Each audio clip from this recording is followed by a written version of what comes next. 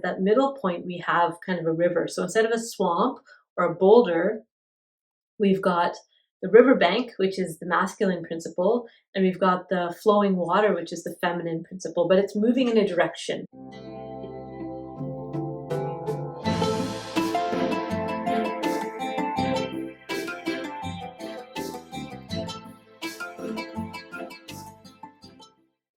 Hi, and welcome to Therapist Thursdays. I'm Dr. Syra, and today I want to talk to you about the masculine and the feminine principles. Now, this is not about gender, so you could be any gender and have elements of the masculine and elements of the feminine within you. The goal is to actually be in some sort of inner balance in the two. So let me explain. There are some concepts that I want to share with you, and I picked up this language from one of my mentors and teachers, Henri McKinnon, who's a student of Dr. Chuck Spezzano. And he talks about the untrue masculine and the untrue feminine. So I want to dig into that a little bit with you today. So the untrue feminine is about a lot of emotionality, intensity, like a swamp, like just a lot going on, a lot of moodiness or feelings or kind of pain, but not a lot of movement, not a lot of solutions, just a lot of kind of problems, and a lot of wallowing. That's kind of the untrue feminine.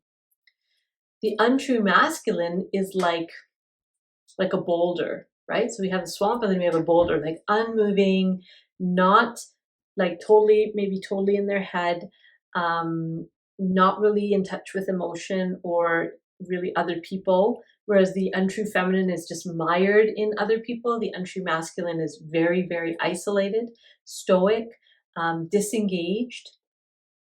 And so we can, in our throughout the course of our life, kind of vacillate between the untrue feminine, the untrue masculine, and the goal is to come, more to the middle. And so as we move to the middle, we get more of the true feminine and the true masculine. So let me tell you a little bit about that and see kind of where you might fall on that spectrum.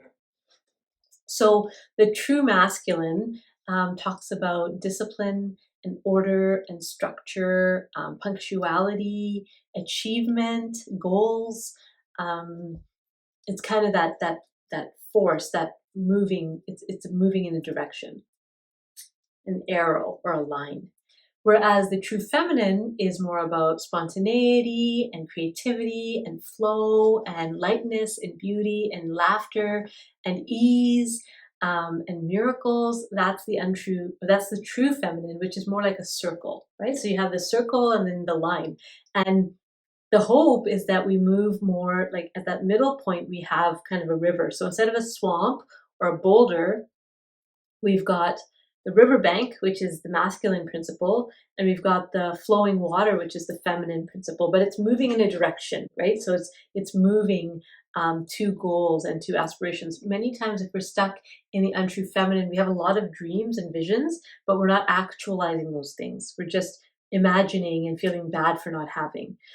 When we're in the untrue masculine, there's a lot of action and achievement, but not a lot of satisfaction or meaning or a sense of purpose and value for what I'm doing. It's just kind of empty action.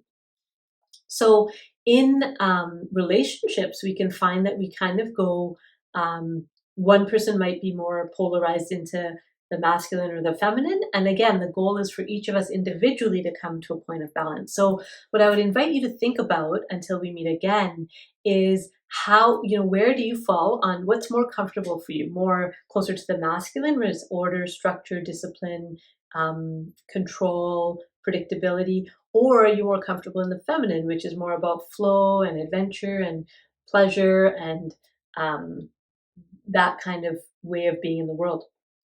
We need both, right? We do need some level of structure and order. We also need some level of pleasure and flow and ease. So both are important. I know that sometimes in the work that I do, people are really more interested in the feminine qualities, right? Feelings, healing, like the vibe of things. And that's important, right? That's important to give our lives a sense of purpose, a sense of meaning, a sense of depth. Absolutely, things have to feel right. But also, there's got to be some inclusion of the structure and the action. Otherwise, therapy can become very um, indulgent, right? If you're just talking about the feminine principles and we're just talking about flow and ease and spontaneity, well, what about the fact that you actually might have to pay some bills, or that your kids actually need dinner on the table at a certain time, right?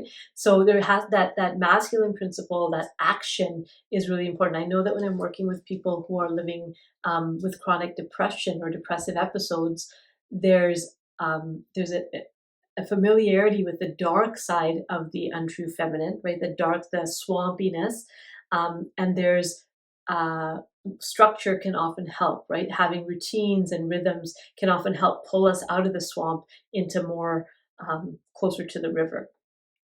I also know that for people who I've worked with who have a hard time with emotions, who are very disconnected from their emotions, and therefore often disconnected from their loved ones because they're not able to bond in that deep and meaningful way, then we bring in some more of that feminine. So just think about that for yourself, where you fall on that spectrum, and maybe that's been different points at different points in your life. You've been at different places, and it would just be interesting for us to share that and talk about that in the comments if you'd like to. Thanks for listening, and hope it was helpful. See you next time.